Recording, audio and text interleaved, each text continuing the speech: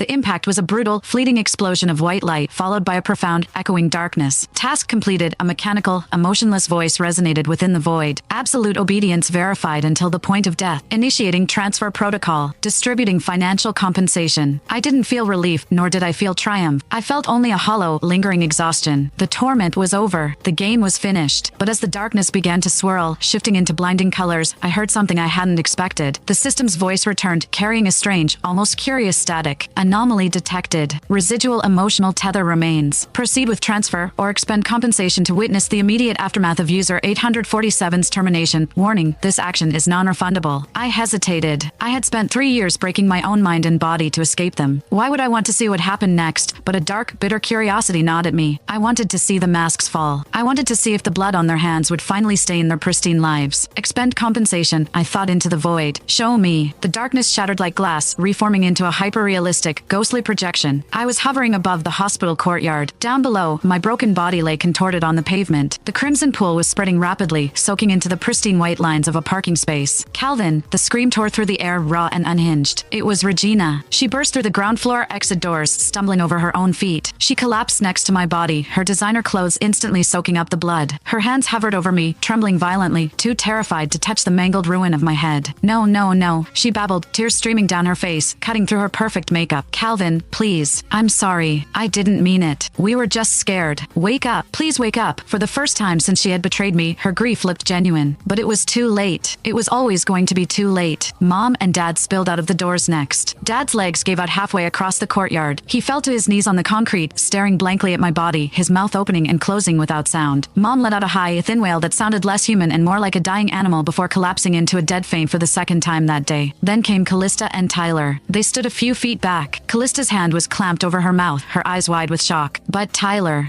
wasn't crying. His face was pale, yes, but as he looked down at my shattered corpse, a fleeting, almost imperceptible smirk tugged at the corner of his mouth. He had one. The biological son was dead. The inheritance, the family name, Regina, it was all his. Or so he thought. Step back, everyone, step back. The paramedics, who had been rushing toward the scene, finally broke through the crowd that had started to gather. They checked for a pulse out of protocol, but the grim shake of the lead paramedic's head confirmed what everyone already knew. System, I thought. Fast forward. Show me the fallout. The world blurred, spinning rapidly like a fast-forwarded film reel. Days bled into weeks. I watched my own funeral. It was a grand, hypocritical affair. My parents wept openly. Callista stood stoically, leaning on Tyler. Regina wore a black veil, refusing to speak to anyone, her eyes hollow and dark. But the real show started after the dirt was thrown on my grave. The scene shifted to the sprawling low family mansion. It was evening.